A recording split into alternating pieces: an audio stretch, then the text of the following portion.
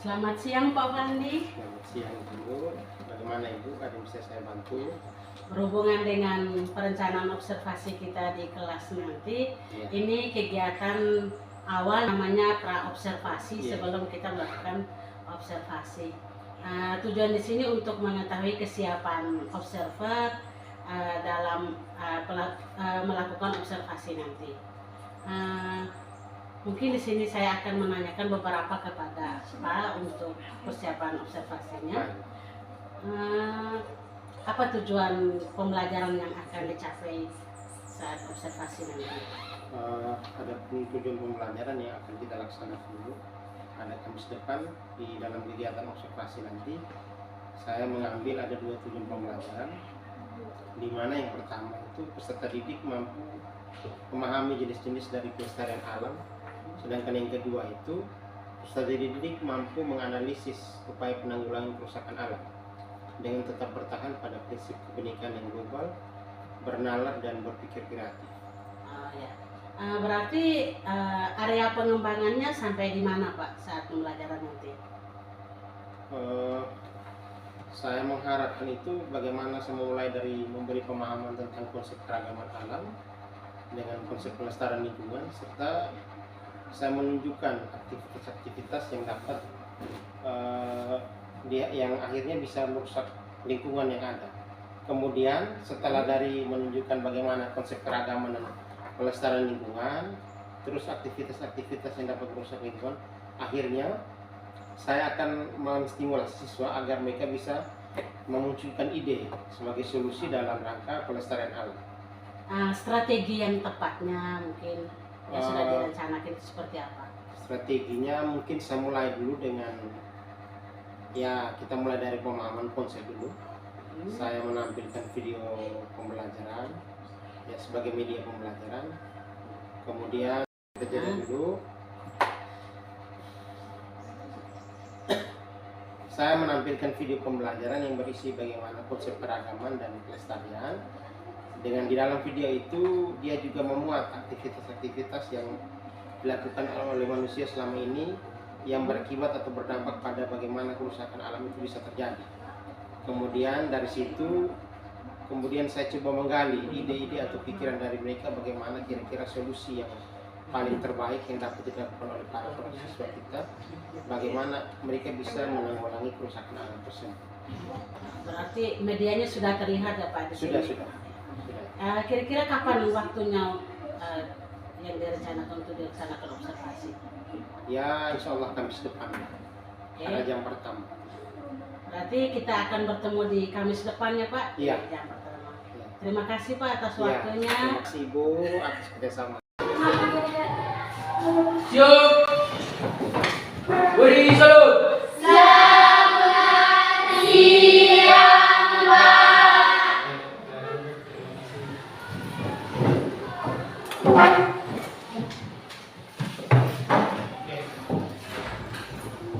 Selamat siang semua. Siang, Pak. Siapa yang tidak ada? Sama, Pak. Semangat sudah ini. Semangat di belakang. Stop video.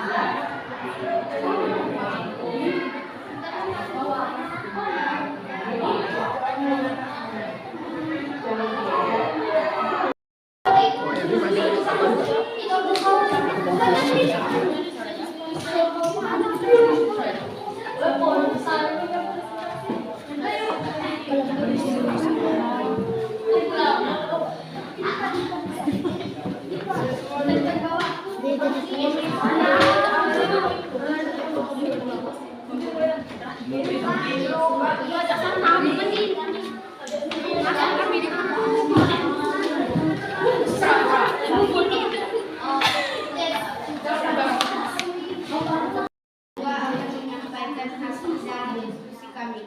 Saya pun tidak pada nama saya terus membacanya hingga sekarang. Dia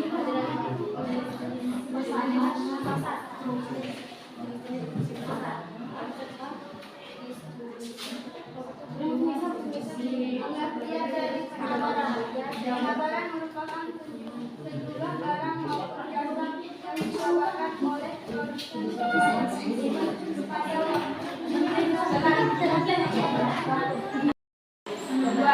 pengertian pasar sebagai sarana pertemuan pembeli dan penjual yang dilakukan secara berlangsung dan tidak berlangsung untuk Beri salam.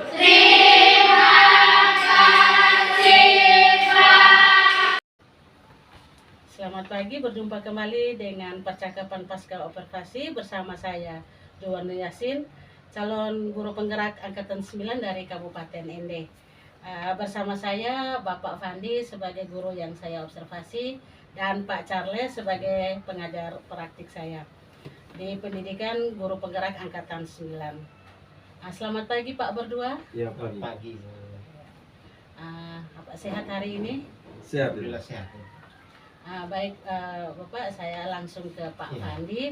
Pak, ini pembicaraan tentang pasca observasi setelah kemarin kita sudah praobservasi. Hari ini kita melakukan pasca observasi. Nah, di pasca observasi ini tujuan itu mengevaluasi sejauh mana proses pembelajaran yang sudah Bapak lakukan di kelas. Bapak, begini, Bapak mungkin bisa ceritakan sedikit tentang pengalaman mengajar Bapak di kelas selama observasi kemarin. Mungkin ada yang kayak Baik ada Ibu. perubahan begitu. Ya, terima kasih. Mungkin yang pertama-tama itu ya saya sedikit gugup Ibu. Ya mungkin karena baru pertama kali ya kita diobservasi. Selama ini kan kita terbiasa dengan disupervisi dan sebagainya. Jadi selama ini mungkin kita mengajar sendiri dengan siswa, tapi tiba-tiba kok ada teman atau rekan sejawat yang duduk di belakang siswa dan harus memperhatikan selama proses pembelajaran. Tapi alhamdulillah proses pembelajaran itu berjalan aman dari awal pembelajaran sampai dengan akhir. Begini Bapak, berarti kita sudah mulai terbiasa ya Bapak sekarang.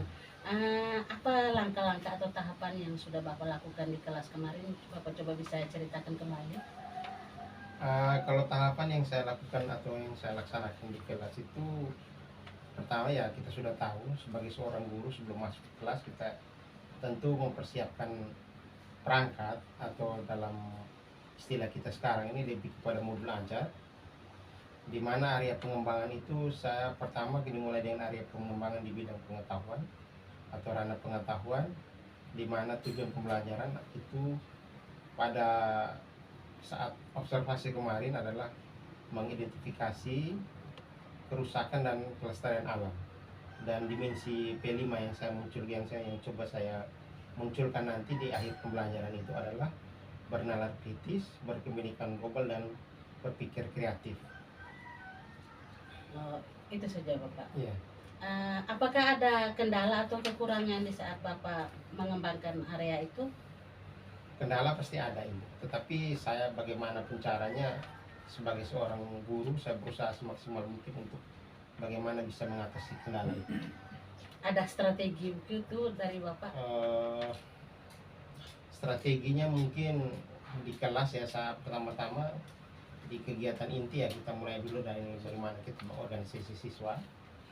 Kemudian dari siswa itu tentu kita bagi ke dalam beberapa kelompok.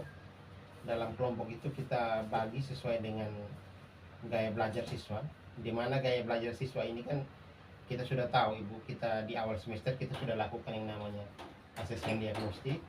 Dalam kelompok itu sendiri saya bagi sesuai dengan gaya belajar siswa yang ada, di mana saya memilah gaya kelompok yang dengan gaya belajar visual, terus gaya belajar auditori, dan gaya belajar kinestetik. Berarti selama pembelajaran kemarin Bapak sudah sangat mengenal ya tentang pembagian minat belajar anak. kira-kira dari kendala yang sudah Bapak hadapi, kemudian strategi yang Bapak sudah laksanakan untuk menghadapi kendala itu, kira-kira kapan Bapak melakukan perubahan dengan rencana yang telah Bapak sampaikan tadi? Maksudnya perubahan ini ke depannya, pembelajaran ke depannya itu bagaimana? Ketika sudah menemukan kendala dan solusi yang sudah Bapak ceritakan tadi, bagaimana kelanjutan dengan pembelajaran berikutnya? Pasti saya akan melihat kekurangan ini yang saya terapkan di kegiatan observasi ini, akan saya lakukan perbaikan di pembelajaran selanjutnya, dan seterusnya. Ketika ada kekurangan, pasti saya akan memperbaiki di pertemuan-pertemuan berikutnya. Saya rasa bagus sekali kesiapan Bapak, kemudian pengenalan Bapak terhadap proses pembelajaran ketika observasi kemarin. Saya rasa pembicaraan kita tentang pasca observasi sudah selesai untuk saat ini. Nanti kita akan bersambung di pertemuan berikutnya. Untuk saat ini terima kasih atas jawaban-jawaban dari Bapak.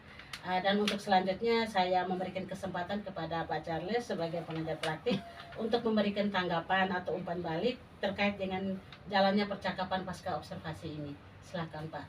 Oke, baik ya, terima kasih kepada Ibu Arni dan Pak Fandi yang sudah sangat luar biasa, dan saya mengapresiasi itu sudah melakukan percakapan pasca observasi, di mana kegiatan ini adalah kegiatan diawali kemarin, yaitu pra observasi, dan juga yang berikut kemarin sudah lakukan kegiatan observasi sangat luar biasa.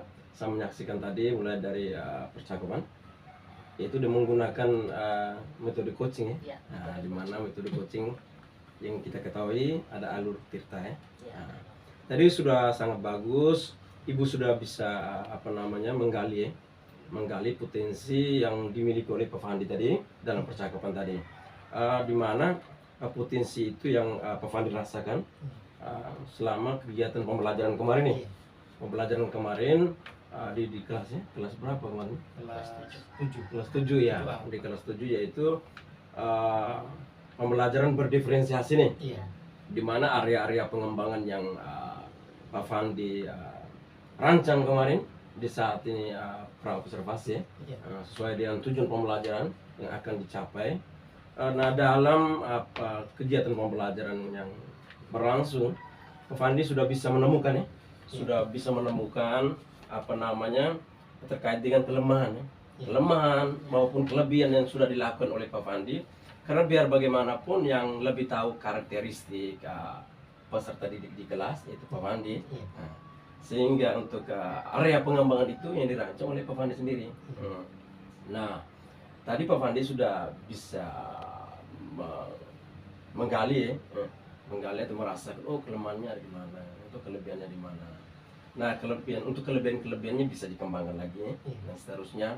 Nah, untuk kekurangan yang mungkin saja Pak Fandi belum lakukan atau belum terapkan saat kegiatan pembelajaran. Tadi Pak Fandi sudah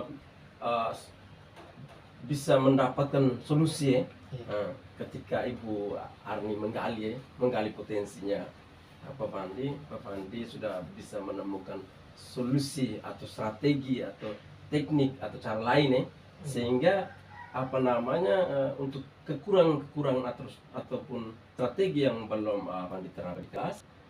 Tadi Pak Fandi sudah bisa sudah menyampaikan rencana tindak lanjut ke depan. Ke depannya nanti Pak Fandi sudah sampaikan bahwa ke depan nanti akan menggunakan tentunya pembelajaran berdiferensiasi dan seterusnya ke depannya, baik itu mulai besok, lusa, minggu depan, sepanjang Pak Fandi sebagai guru kalau memang situ Pak Fandi merasa praktik pembelajaran berdiferensiasi ini menghasilkan dampak yang positif tentunya bagi peserta didik. Seperti itu. Mungkin ini saja umpan balik dari saya. Semoga teknik percakapan yang sudah Pak Fandi dan Ibu Arni lakukan ini, mulai dari pra observasi, terus observasi dan pasca observasi, bisa dilakukan kapan saja, dan bukan saja Pak Fandi dan Ibu Arni, bisa saja mengimbas ya, mengimbas kepada apa namanya, kepada bapak ibu guru atau rekan-rekan sejawat di sekolah, dan juga bisa membangun komunikasi juga dengan pimpinan. Seperti itu. Oke, baik, terima kasih kepada. Terima kasih. Terima kasih Pak atas masukannya atau umpan baliknya. Terima kasih, sekian saja percakapan pasca observasi bersama saya Juwani Yasin, CGP Angkatan 9 Kabupaten Ende.